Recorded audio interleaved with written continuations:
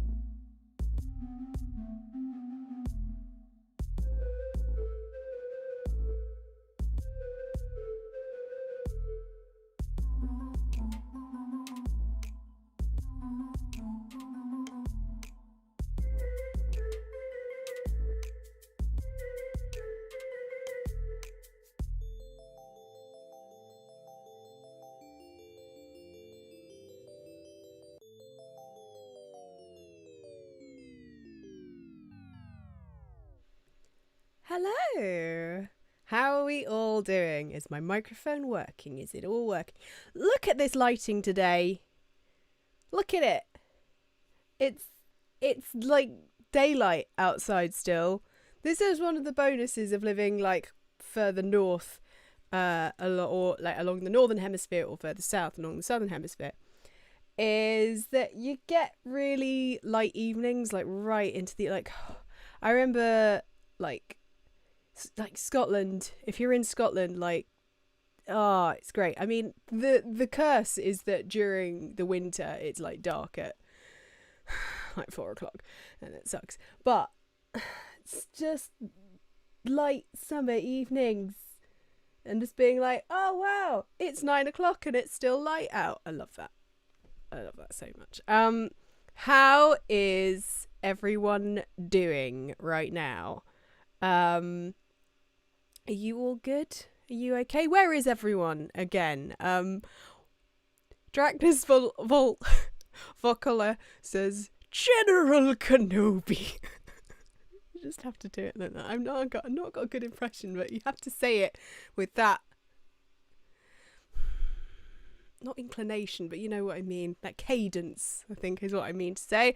Bath, Maine, New England, Elvis Presley. Emma, thank you so much for saying the compliment about the hair.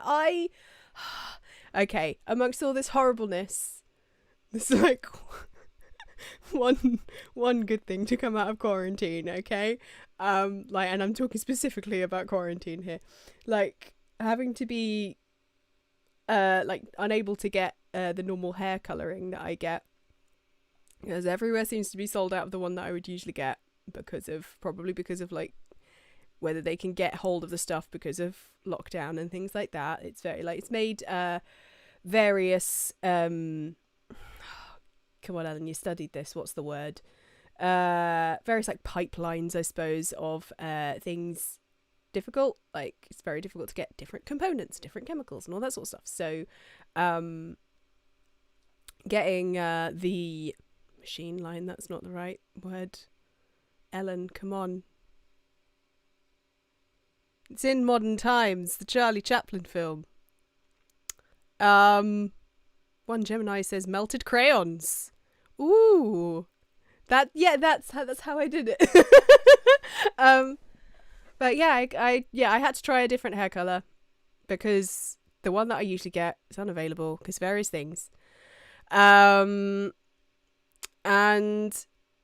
it's lasted so much longer. Like, usually this purple will have gone already. I would be like kind of blondie again, and then this would be like really blue. Like, this is still pretty blue in this light because I've gone for a cooler light.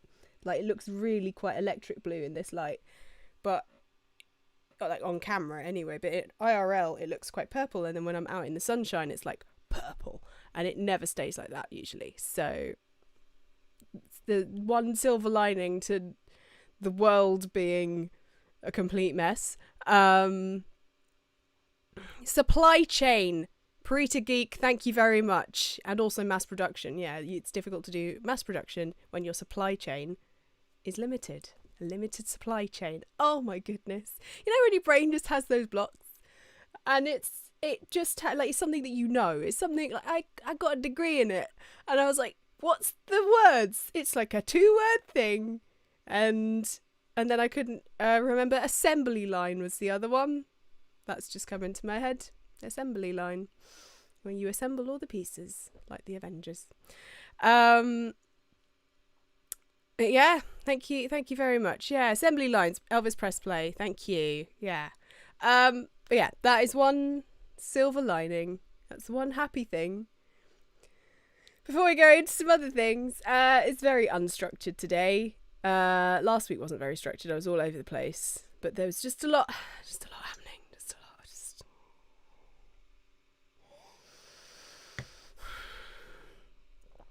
Okay. So, recap for anyone who wasn't here last week or hasn't seen the news. Last week, just before my live stream started, some people in Bristol had taken down a statue of a slave owner who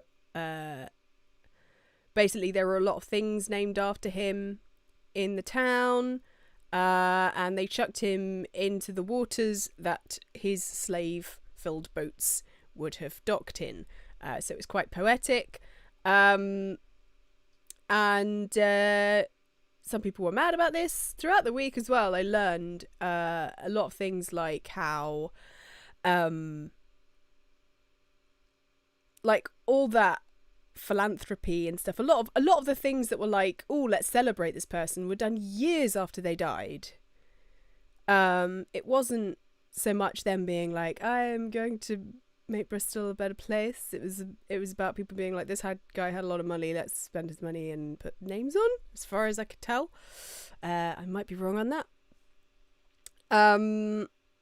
But yeah, hello Daniel Westwood in the West Midlands, Sup Midlands Massive. My dad lived in Birmingham for a while as a teenager, and he didn't understand their accents on the first day. It was very sweet. But yeah, right, unstructured. So yeah, the statue thing. So this week, also, the Churchill statue, or the plinth on which the Churchill statue stood, was vandalised, saying, because the people spray painted it, saying that he was a racist. And to be fair, he was. There was much discussion. Like I've always had a very like thought on Churchill. At least as an adult. When I was a kid, I was like, yeah, Churchill, fight them on the beaches, woo. And then I got older and like learnt things outside of the education system, and from Asian people, and was like, oh no. And like there've been tons of like quotes of his that have been like not resurfaced but have been reshared recently.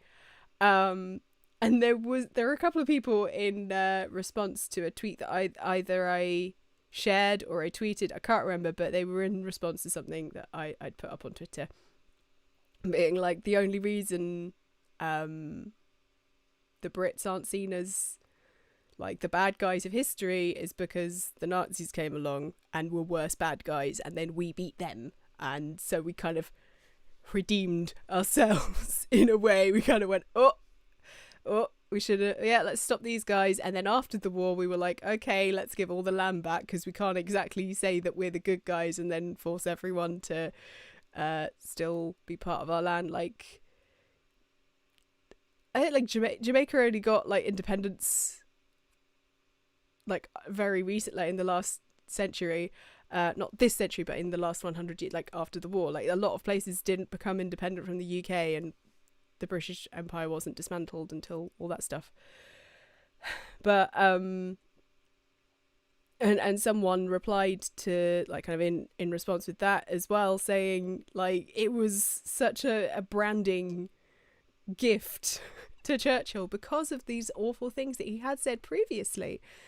And also interestingly, and that's something like that is actually taught in schools, is that even though he was, you know, people were like, he helped us win the war, which I'm not going to take that from him.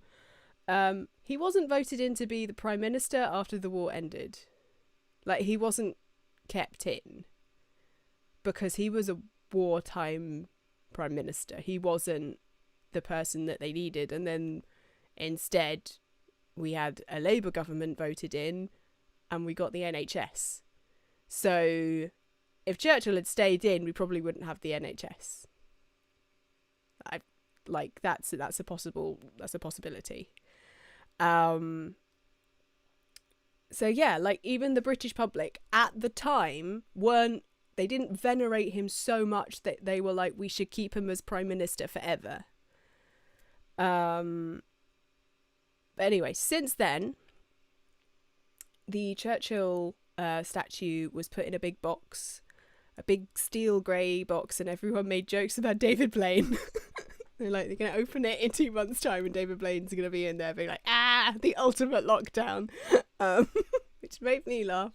Because for those of you who don't know David Blaine, he did a lot of things where he spent a lot of time in boxes. There was one thing where in London, I believe, he was hanging from Tower Bridge. I'm not sure, but he was hanging in a glass perspex box.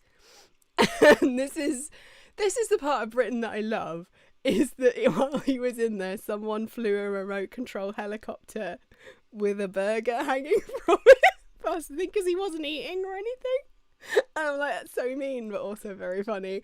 Because he just did a lot of like stunts like that. So Churchill's in a big box. And then there were a lot of more right-leaning, politically leaning people and like football groups, which basically a lot of riots that happened in England's past, especially. It's because of team rivalries with football.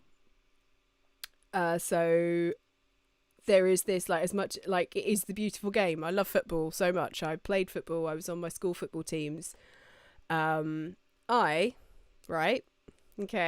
Fulham fan. I know. But that's because they're my local team. But when I was a kid, I actually did get sent to a training day. Like it was like a schools thing. It wasn't like I got picked for anything. It was just like the schools would send kids from their school to, from their school, not from other schools, to go for a day at Stamford Bridge, Chelsea.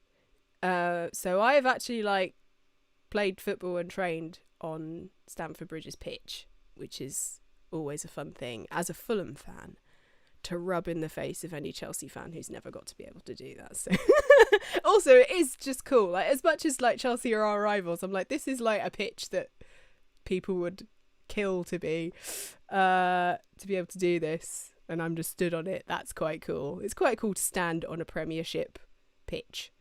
Because I was a ball girl. You have ball boys and ball girls at football matches. So it's like at Wimbledon tennis, but it's just that if the ball goes off the side, you have these kids who throw the ball back in. And yeah, I did that at Fulham once, but I don't think we were in the Premiership then. I think we were in Division 1 or Championship League. I can't remember. Is there a difference? I can't remember. I've got Sunday night brain. But yeah, no, I think we were only in Division 1 because I was quite young and we hadn't quite got up there yet. Yeah, it definitely wasn't Premiership. Most of my life, Fulham has not been in the Premiership. I was there from Division 3. Anyway, it's really anyway. What I just went on a complete different tangent. Football, yeah. So that's just me saying I like football. All right. So this is not to be like football is it's the worst because people are violent. No, there is an element of football fandom that is about people looking for fights. And And that element found themselves in Parliament Square alongside some political groups there to protect the statue of Churchill, which was already in a huge, God knows how many ton box, metal box that no one would have got in. They put that around it. I think it was Sadiq Khan, I think, even like said we just want to protect it and make sure it doesn't get vandalized again. Which is, whatever. And yeah, and they were all there and they were all drinking and just saying, like, there's an interview with one guy that's like, we're peaceful protesters, and then asked about Sadiq Khan, he says he should be arrested and shot. So, like, in the same breath, like, and there's footage of people in a park. It looks like Hyde Park. I'm not sure. Yeah, it was Hyde Park, I think the person said on Twitter, where a bunch of these guys just went up to some people who were having a picnic, minding their own business, having a little socially distanced picnic. And they went up to them. One guy spat on one of the women there, and they basically tried to start a fight. And then the person who tweeted said that the police turned up and they disappeared. Like, they ran off because they didn't want to get arrested. But yeah, it was really... It's one of these things that you see it, and as an English person, someone made a joke of an element, you say, instead of element. No, not an element, because I'm nothing to do with that side. Oh my goodness. And yeah, and it was just a load of blokes, all white, all blokes, shouting England. One of them had, there was a bunch of them with a flag where they spelt Britain wrong on it. They tried to start fights. And the thing is, like, the Black Lives Matter UK arm were going to do a protest, and these blokes were supposed to be a counter protest, but the Black Lives Matter people went, they want to start fights, so let's just not go. Let's just do protests in your own area. Just stay away from central London. So there were like a handful of people who were, protesting for civil rights, because that's what they're doing. And yeah, in one of the scuffles, though, however, there's this amazing guy, Patrick Hutchinson, amazing picture of this guy carrying a guy out, like, because we've got to make sure that like you can't it's that thing of I'm like the white woman saying this, but you can't give them fuel. So like this guy Patrick got this angry and inebriated man. Apparently the guy was like, he smelled like he'd been drinking and sounded like it, but he was getting attacked, so I got him out there. He picked him up, carried him straight to the police. And there's this amazing interview, Channel 4 interviewed him, and he's wearing this amazing t-shirt that says melanaire instead of millionaire, because it's melanin. And I'm just like, sir, I respect you so much. I respected you already because of the good deed that you did, and we should shine a light on those good deeds and be willing to do for them what they would never do for you. And I know, like, I'm aware of how much people talk about emotional energy, and some people might roll their eyes at that, but honestly, like, having the strength to be kind to the sort of person who would never be kind back to you, I have unending respect for that, because I have so many days where I'm like, I am not going to be nice to this person because I don't have the energy. And yeah, I hope that if I was ever in that situation, I would do the same. Because good on him, good on that guy, good on Patrick. Brendan MC, that was a great pick, and the guy behind looked like something from Cyberpunk, looked badass. Yeah, they all had these, like, there's some of the amazing masks out there that people are wearing. That was the other thing. Like, if you look at the Black Lives Matter marches and anything in regards to that, most of the people are wearing masks, trying to, like, there was an amazing socially distanced one in Brighton, a socially distant protest in Brighton for Black Lives Matter, and yeah, it was like the thing is, that stuff isn't making the news. That stuff doesn't make the forums of like the angry people who just want to find anything to get mad at. And yeah, I think it's important that everyone knows that these protests are still happening, like the Black Lives Matter ones, and that while there is awful stuff happening in the UK, like just some of the like videos of these guys who are supposed to be there defending the Churchill statue, like throwing Nazi salutes. And there was also there was a tweet that I saw that was because I, like, you heard them singing a song like 10 German bombers. It's like 10 German bombers in the air, and then like the RAF of England shot them down. And someone made a tweet being like not even, I just seen that video and then I saw this tweet separately and I was like, yes. And it was like, it's very important to kind of fascist elements of England that we didn't fight the Nazis, we fought the Germans, because it's always got to be about nationalities. And there's this like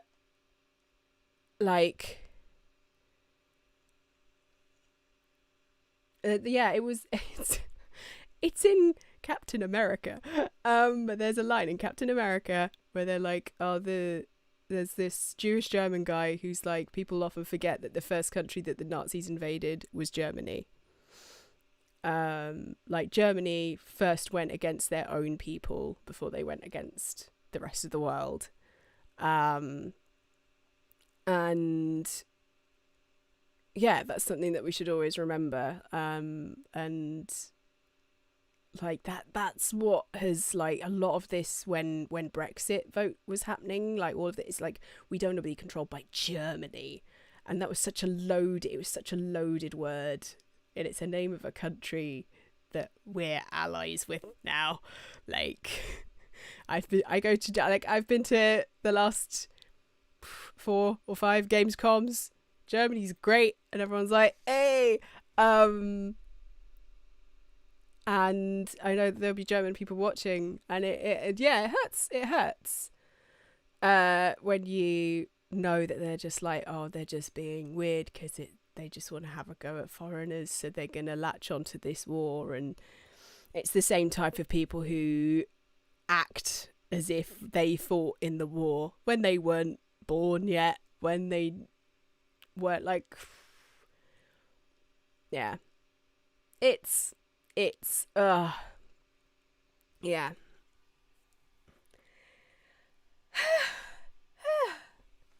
It's a lot, and it's really sad to see them absolutely just trying to beat the crap out of each other, like, and random people having picnics because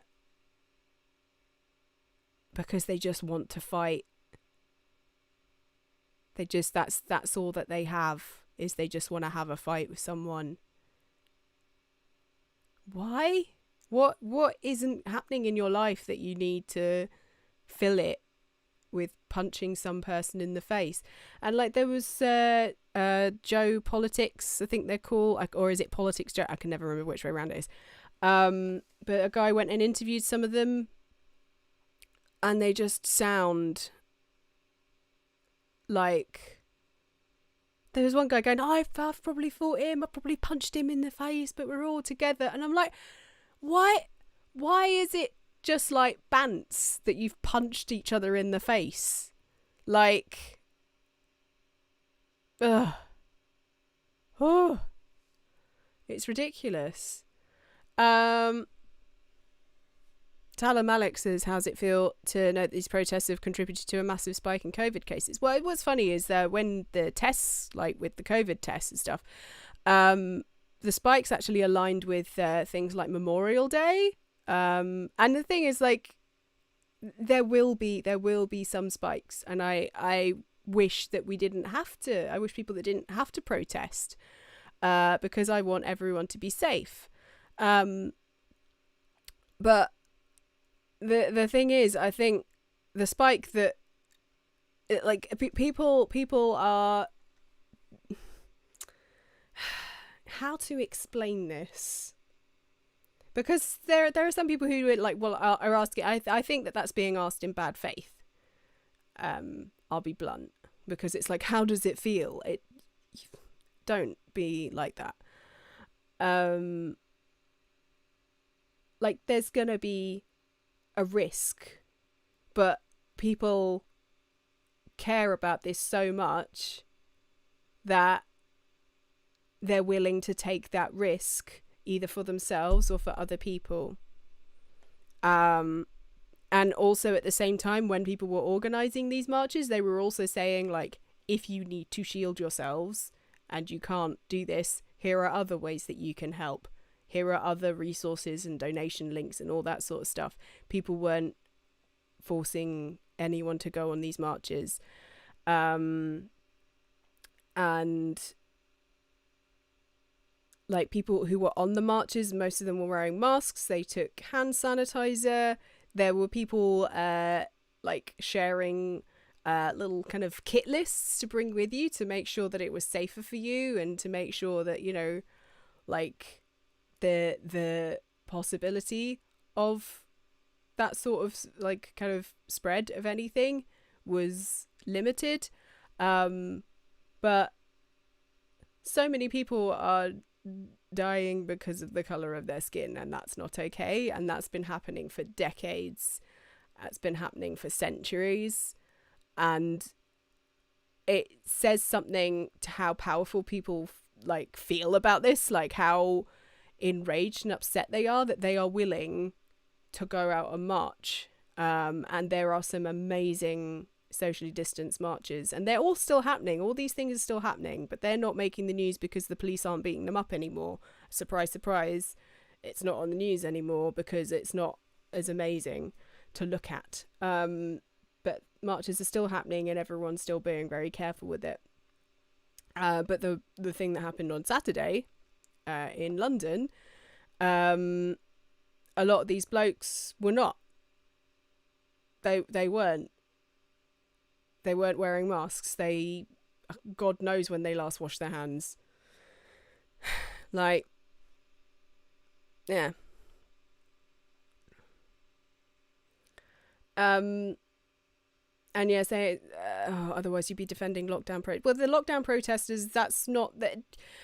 Being mad that you can't get a haircut is not the same as being mad that someone is being killed every goodness knows how short a time length because people just don't trust black people because they're racist.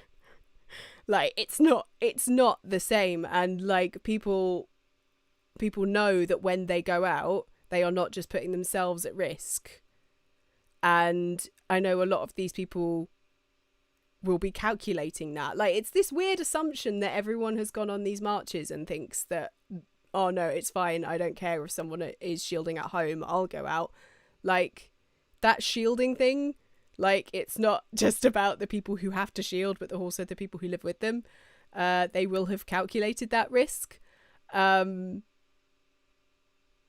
yeah, it just sod you, basically. Just like, I would not completely, just I hope that you learn. I hope that you take the time to listen, and I hope that you take the time to grow from this. Like, I don't want to be flippant. It's just, I'm exhausted, and I'm not even someone who has to live on the end of this stuff. 'Cause man, like, racism is a real problem in the UK.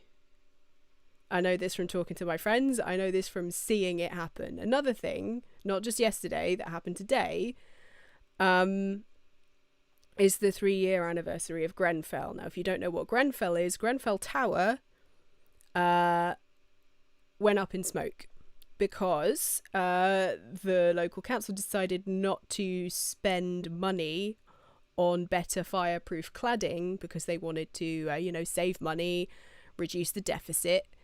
And a lot of people died. And it is heartbreaking. And today, 3 years later, most of the people that survived who lived in that tower still don't have permanent homes. They still don't have permanent housing. And a lot of the towers around there still have the same cladding that will just go up in smoke if anything, it's caught on fire. And I'm someone, I was literally born down the road from there, like White City, down the road from Hammersmith Broadway, where I was born. Okay, I'm from Fulham, but I was technically born in Hammersmith. Little fun fact for you. And I actually, in the aftermath of this, I found out that some of my old school friends lived in other towers around there, and just like my local mates that I grew up with, being like, I don't want them in danger, and even if my friends didn't live there, I'd still give a crap about it because I don't want people to die in fires in anywhere, let alone the borough that I grew up in.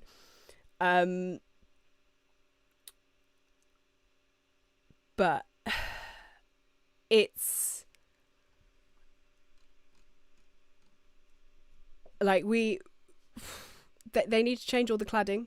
They need to find permanent homes for people. Also, there was a young lady, she was 24, Khadijah. She was an artist, an upcoming artist. She did photography, and she's done some amazing photography. I actually shared on my Twitter a tweet from Elle, who was on our PlayStation stream on Thursday night. That was a whole lot of fun. She shared this video being like, this girl was wrongfully arrested and cleared of the charges, but the police didn't give her phone back. So when Grenfell Tower, her home, was on fire, she couldn't call anyone. She had to call for help through Facebook on her laptop. Like she had to find a way. She had to use Facebook to be like, what do I do? Can someone help? And yeah, this government has just been awful. And I think a lot of people don't care because a lot of the people who lived in that building were not white. And there was a lot of sympathy when it first happened. There was a whole lot of sympathy when it first happened.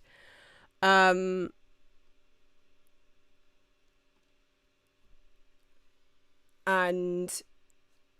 okay, I just have to block this person because I can't.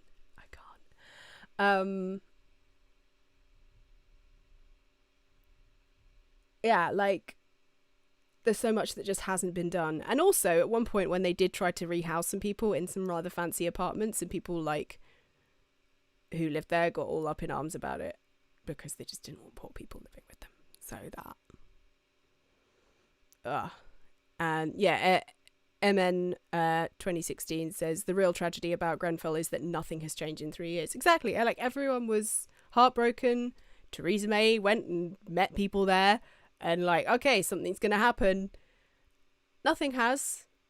No budget has gone towards making sure that tower blocks don't have this cladding.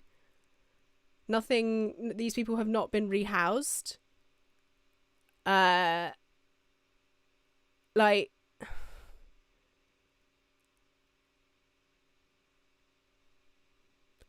So many people died. So many people died.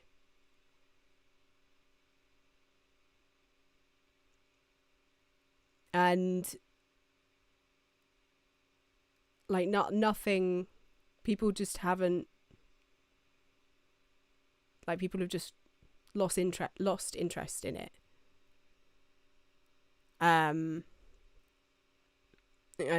McNamara, Theresa May went to meet people there. Took her a while now. Yeah, like it just. And Stella, well, look how long it took to address Hillsborough. Like, yeah, like there's just certain things that people just get tired of. And yeah, and Scott Rusko says that's the worry about the protests right now. It'll die down and nothing will change. And I think that's why people are still protesting. Like, people are still protesting. Just because the news cameras aren't on it doesn't mean that people aren't protesting. I keep seeing, like, I've been on Twitter a lot. Because that's how I've been getting a lot of information. Through various news sources as well. But, like, a lot of people being like, oh, if your timeline looks like that Black Lives Matter isn't happening, then here's what you need to do. You need to do this and this and this. Like, remind people that it's still going on. And I'm like, I'm still seeing it's going on. I seem to be following the right people.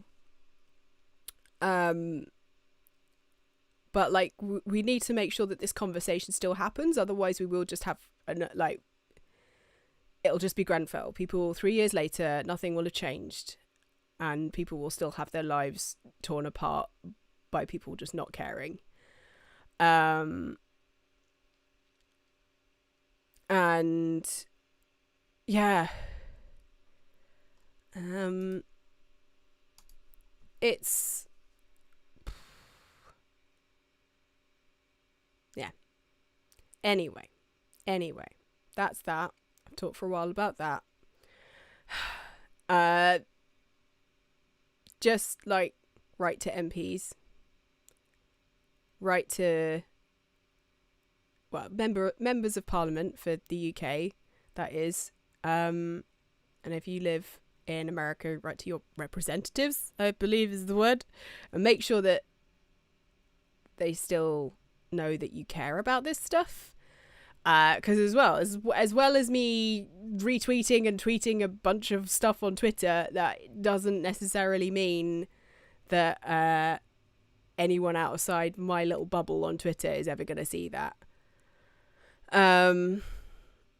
So we need to make sure the right people hear stuff. Vote. That doesn't answer everything, sadly, because you still need to make sure that whoever you vote for actually lives up to what they say they will, and say that what they'll do. But yeah, please register to vote wherever you are. And yeah, the other thing I want to talk about is trans rights, because hashtag trans rights. And Trump has passed something that's awful, and then in the UK there was the Gender Recognition Act, which our government is like, we're gonna spend a load of money on this consultation. Like, we've spent a load of money on it, and we've asked a load of people a load of questions, and 70% of people said that yeah, it should be fine. Like, people should be able to identify as whatever they like, and it shouldn't be hideously difficult. Because at the end of the day, it's not a big a deal as some people with their like awful rhetoric like to say it is. And they went, we're going to ignore it because we think that trans rights groups hijacked it. Like, oh, what? Oh, you think that people who have a vested interest in this may have answered your questions? Because I think also at the same time, people who have a vested, like, not disinterest, but hatred towards trans people might have also tried to jump on it, but there's just not as many of them. Because, like, you just have to see certain people being ostracized right now when they come out as being awful, and like they will try and play the victim card of, oh, everyone's being mean to me. Like, maybe think about why everyone's suddenly not talking to you because you've been awful to trans people. I want to share an experience that I have that makes me feel completely like I would feel comfortable around trans people anyway, but I have this lovely story. Okay, so in 2012, I had one of my worst kidney stones ever. It was like 2 centimeters long. It was like a really big kidney bean or a really big baked bean, but like a kind of thin one, and it got stuck in my right side urethra, and I had to have a thing called an emergency nephrostomy. Now, content warning, gonna be a bit gross, okay? I had to have this thing called an emergency nephrostomy, so they had to put a tube directly into my kidney through my back with local anaesthetic. It was extremely unpleasant. After this operation, I was put in a surgical ward to recover. I still had the tube in me for like a week after, but it was just to like keep an eye on me. And because as well, they had to really keep an eye on me because what had developed in my kidney was E. coli. That's fun. Super fun. So that evening, I actually had one of the worst fevers I'd ever had. They had to change my bedding and my nightgown once that night because I just completely sweat through everything because my fever was that bad, my temperature was that bad. So that was fun. So yeah, I was in this surgical ward for a little while. And I didn't realise this, okay? But I was the only cis woman on the bay of 6 beds. And I had no idea. No idea.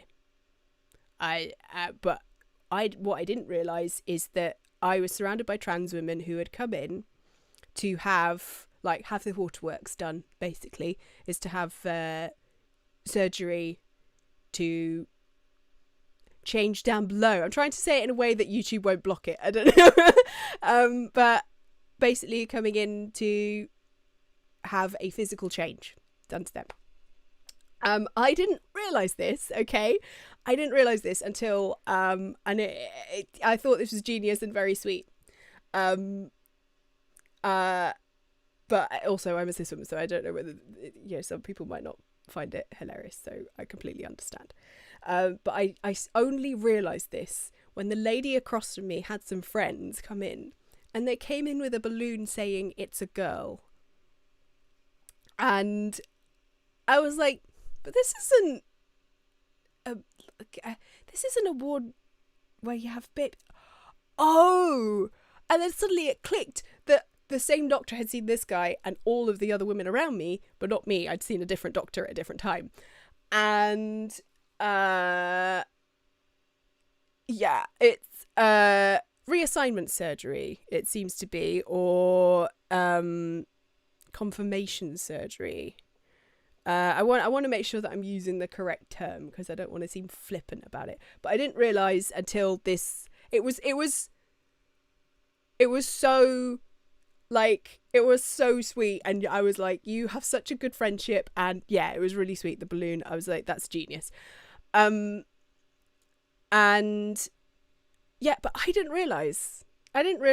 So I'd been in this ward for days. Like, probably the most helpless that I have ever been in my life. I'd never felt like so physically weak. I had like just tubes coming out of me. And I just couldn't move. Couldn't really eat much. I lost a lot of, I lost like a stone in a week. I lost so much weight so quickly that I had skin like hanging off me. You know, when you see people with a lot of like sudden weight loss, that was me. I looked like a little old lady from the neck down because I'd lost a lot of weight at once. And so I was like the most vulnerable that I'd ever been. And you want to know what all of these trans women did to me? Fuck all. Sorry to swear, but like nothing. They didn't do anything. They didn't do anything to me because they're not out to get women. Like, they just want to be who they are. They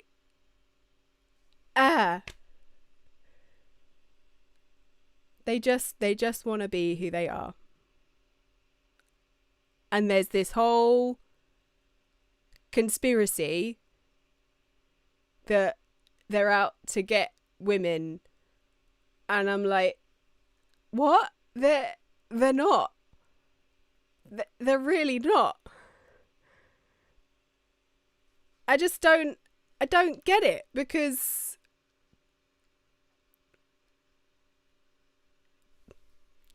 sorry, I'm lost for words that we're still having these arguments and that people are so scared, and like,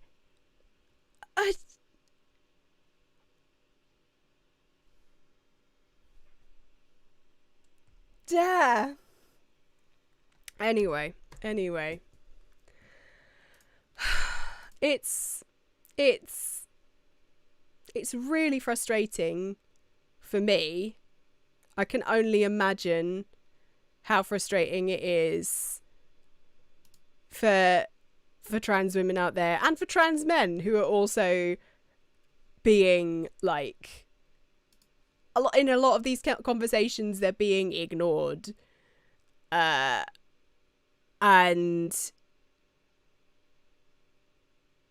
yeah, like, I think someone in the chat mentioned J.K. Rowling's essay, which I tried to read and then I just couldn't, and then I saw someone do a breakdown of it and I was like, oh, still like,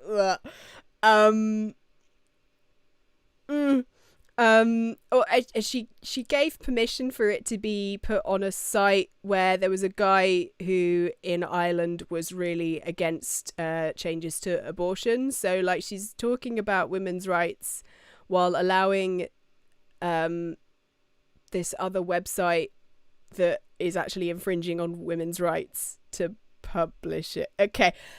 What I do want to say is what the Sun did, which was basically published the words of her abusive ex-husband. That was trash. The Sun is trash. The Sun is awful. Don't buy that newspaper. I remember doing a project at school where we looked at how The Guardian and The Sun both reported the capture of Saddam Hussein. And oh my goodness, the Sun one was complete trash. And that was me reading it as a 16-year-old. And to this day, I still go and read it, and I'm like, this is not good. So they're awful. They tried to frame it as like, he's a monster. Yeah, but you put him on the front page, and I bet there are people out there who read your paper who are like, well, I agree with him. Stop giving a platform to these people. Just stop. Nigel Farage lost his job this week because he said that Black Lives Matter were like the Taliban. He lost his job.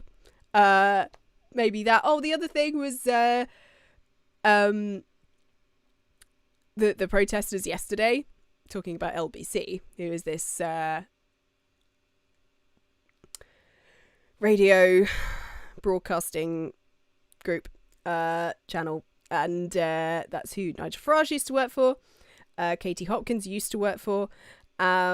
I think she's been fired. And right now Julia Hartley Brewer works for them. Now she this week there was a protester yesterday who urinated right next to a memorial for a police officer who was killed during a terrorist attack. He was given a memorial because he died defending people from terrorists, like legit.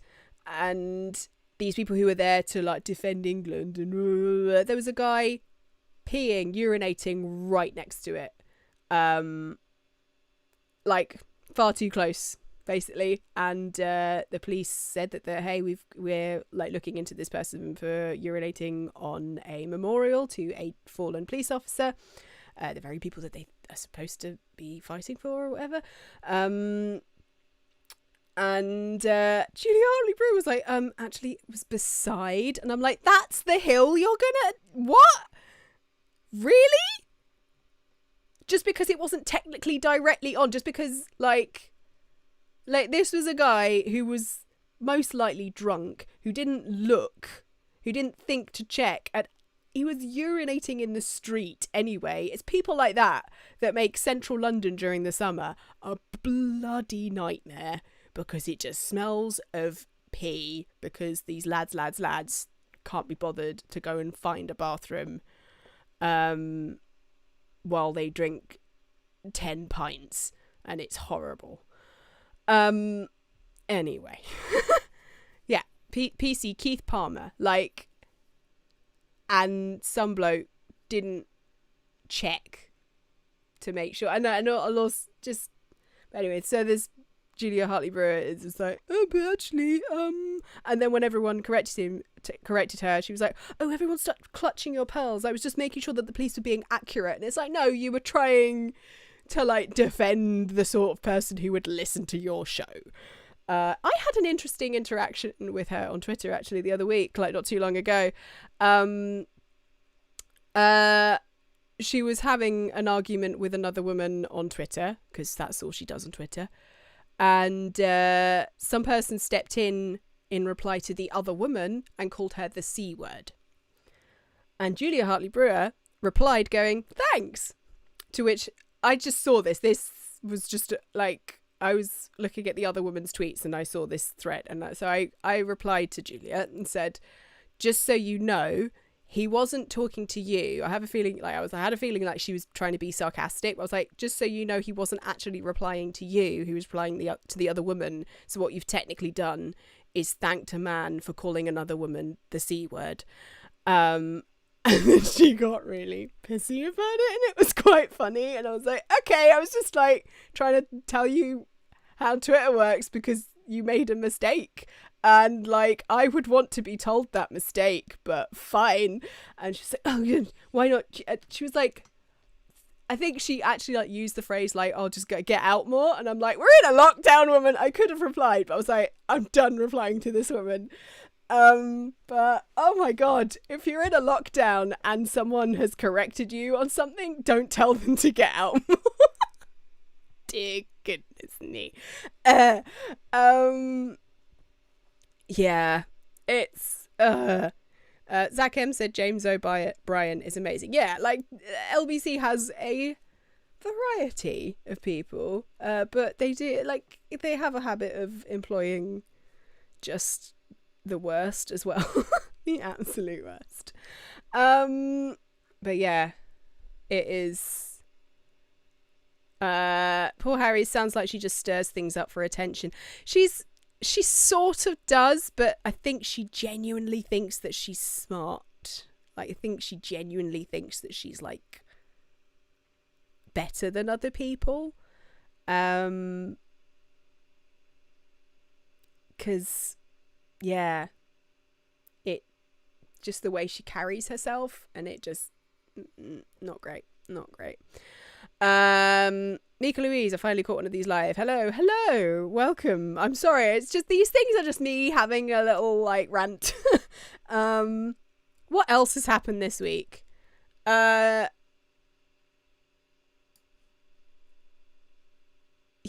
I don't know whether I've jumped around a little bit. But please, yeah, anyway, go back to the Gender Recognition Act. Please write to your MPs and be like, hey, could you make sure like the Tories actually follow through on this research and try not to dismiss it?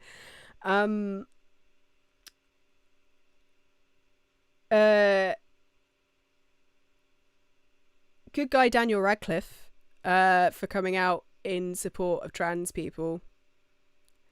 Daniel Radcliffe is someone every time he opens his mouth, I'm just like, you are a sweet soul. And you are great, and thank you. I'm also ridiculously proud because, like in that thing of like, oh, they're also where I'm from. He's from Fulham, so I'm very proud as a fellow Fulhamite that someone from my borough in London is just as good. It's as good as he is. And yeah, our parents knew each other. That's my little claim to fame. I've never met Daniel, I don't think, unless when we were very, very small. I think when we were like we would have both been in like pushchairs, buggies, things. And I do know his godmother though, so be like, could you tell him I think he's great? I think that I'll have to do that somehow. Oh man, and the GRA reform in Scotland has also been put on hold. Great! Oh, great!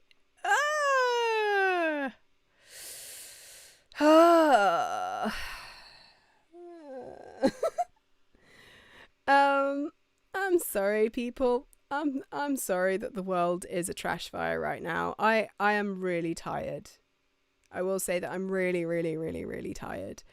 Thank you to Anonymous for donating. Yeah, the thing is still open. I'm aware that this is like the third week I've been doing it, so don't worry. But if you have anything else, that'd be amazing. And yeah, Matt Hugh and Emma Watson as well. Yeah, Emma Watson with the t-shirt "Trans rights are human rights." She like wore that ages ago. It warms my heart. And I think there was an interesting conversation about like divorcing the art from the artist. And basically this was a very old Tumblr post that resurfaced. And I know some people will hear Tumblr going, ugh. But honestly, there was some good stuff on Tumblr. I think there still is, but no one really goes on it anymore. But someone had said a really good thing, like you can still enjoy it and you can think of it as separate to the artist, but you need to understand like where it comes from, and you need to recognize who did write it. Like with all the jokes saying, oh, Daniel Radcliffe wrote Harry Potter. Like I'll happily make that joke. But I think it's important to acknowledge that those words were written by J.K. Rowling, and various things like they wrote an interesting thing about how, oh, it's all the goblins with the hooked noses who run the banks and are greedy and only like gold things, and like there's things in there are stereotypes and weird things in there, same as like when you read Lord of the Rings and all of the humans and the elves are all fair skinned and that's how their beauty is measured. Especially with the elves. Like, we need to be aware of the times that they were made in so that we can think about them critically. So you can still enjoy it, but always remember, like, hey, like, to kind of see it through the right lens and make sure that you don't take the wrong lessons from it. Because there are some amazing, like as Daniel Radcliffe said in his statement, like there's some amazing things that you can learn from the Harry Potter series. Like I learned about like not unquestioningly believing newspapers and all that sort of stuff. And, you know, trusting in the hope of young people. Like, oh my goodness, Gen Z. I'll work really hard to help you. Oh my goodness, because the world. I hope that we make it slightly better for you. And like,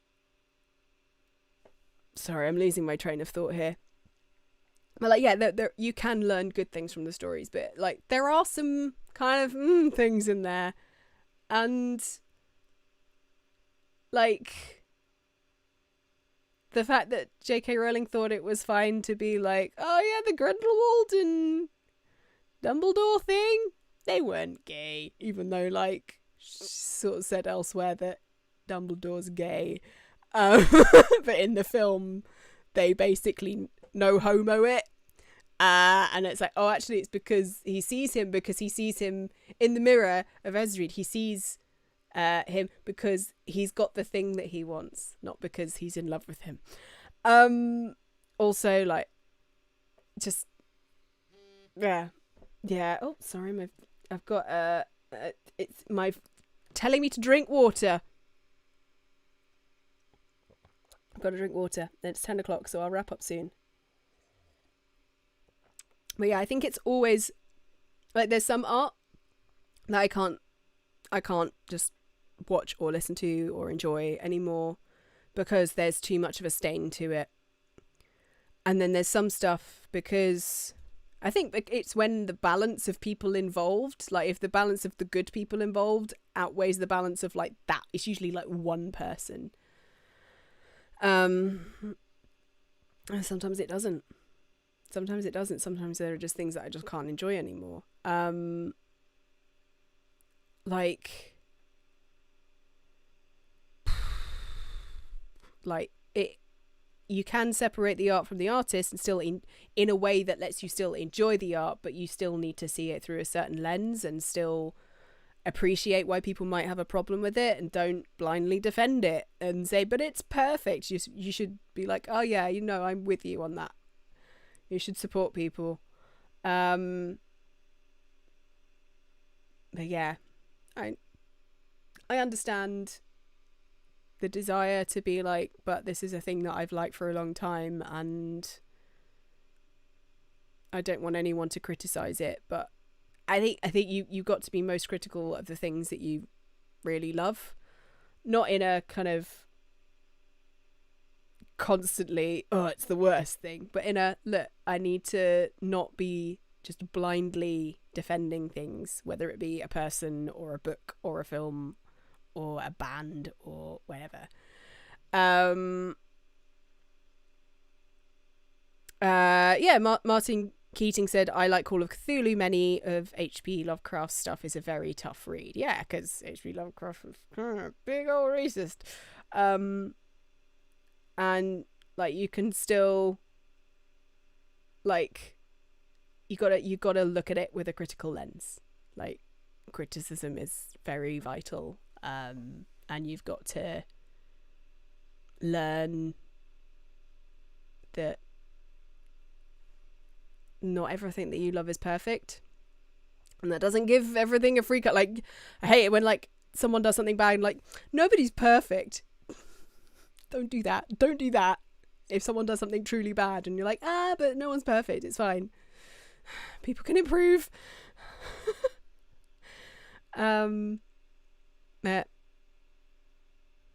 Yeah.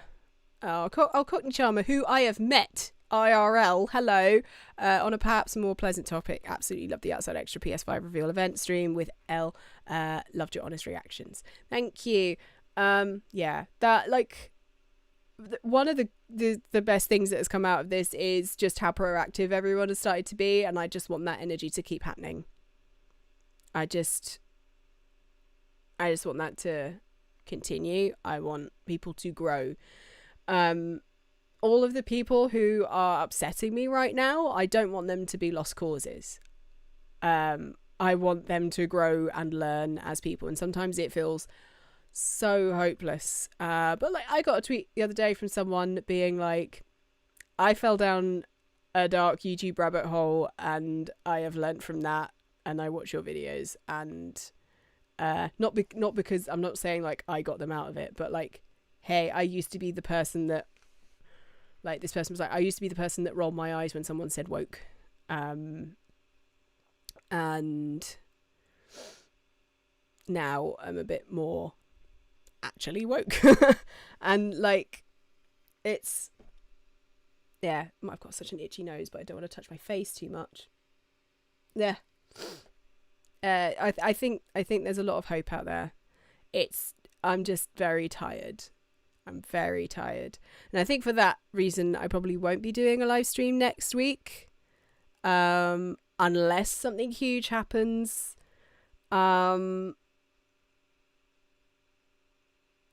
Like I'm just very tired. Like earlier, I didn't mean to swear, but I was just tired. And I just did it. I'm just exhausted, and I can't imagine how everyone who has been protesting feels. Like I'm sick of seeing the same arguments against it. I'm sick of having to explain the same things over and over and over. And I can't wait for people to give more of a crap about other people. That'd be great. In the meantime, keep learning, keep an eye out for ways that you can help. There's some things I believe I've popped in the description of this video a link to Mermaids, who are a great charity that is often on the end of a lot of vitriol because of Graham Linehan being an idiot. I had so much respect for that man. You're looking at someone who dressed up as Richmond the Goth from the IT crowd, or from the IT crowd, however you want to say it. And I did the voice all day, and it was great. And then he turns around and is a big old transphobe and is weird and is kind of being ostracized by a lot of the comedy community, I think. I don't know how much work he's getting right now. Probably not a lot, because he's spending a lot of time on Twitter. I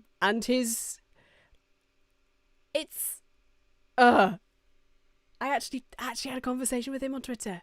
I bloody tried. But, he's stubborn, man. Very stubborn, man. Anyway, right.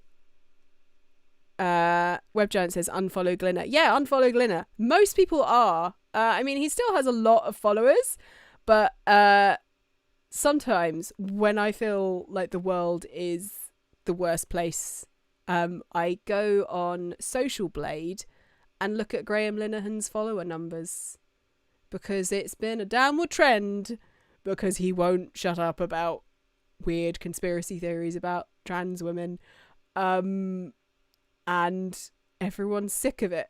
Not enough people are sick of it, but also when you have that many followers, a lot of people will have been people who followed him years ago on Twitter and don't use Twitter anymore. So don't be like, oh, all of those people believe in it. Yeah, don't give them. Wasted Poe says, who is Ellen talking about right now? A man who used to be funny and now just screams about trans women on Twitter for his job, it seems, because he doesn't do anything else. But yeah.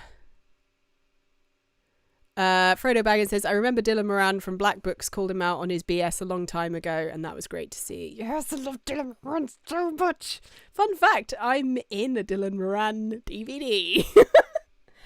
I am in the front row of So Actually, or something. So yeah, I can't remember which one it's called. It's something, but it's the one where it's like, so yeah. But it's filmed at Hammersmith Apollo, and me and my sister got tickets on the day, and they put us in the front row, and it was amazing. So the back of my head is in a Dylan Moran stand-up DVD. That's one of my claims to fame. What a good man. But yeah, support the good people. Just look after yourselves. Write to MPs, sign petitions, vote against people who see a fire in a tower and then don't do anything about it years later. There are other towers with the same cladding. We need to get rid of it. We need to rehome the people who don't have homes. We need to give a crap about people, basically. But yeah, I'm going to stop now because it's gone past 10 o'clock. I'm very tired, as I've said earlier. I'm rambling. And Sway Raccoon says, my cat is trying to paw Ellen's mouth. It's adorable and distracting. I love cats. Hey, kitty. Hey. Hi, kitty. Meow. I like doing that to like try and see if they react. I was on a family Zoom call earlier today, and one of my cousins had like their dog on the thing, and I was like, Freddie, and he was like, hmm? It was the best thing. So yeah, just talking to dogs on Zoom calls is great. Look after yourselves, everyone. I've probably forgotten things today, but it was just a little bit of a rant, little bit of a Black Lives Matter, trans rights, trans lives matter. If you would like to actually donate to a cause that is like a cross, but like covers both of those things, Black trans women are more likely to be at the receiving end of all the worst things that that people can do to each other. So please consider giving to Black Visions Collective, who will help them. They are on, I think it's the second link. You can choose in their Black Visions Collective as one of the charities. So you can choose, you can either give to all of them equally or give to one. So if you would like to, it's Pride Month. It is Pride Month. Shout out to all of everyone, like all the people watching who will be celebrating Pride as a personal thing, as well as the people who are being allies. Please be a good ally, everyone else. And love to you all.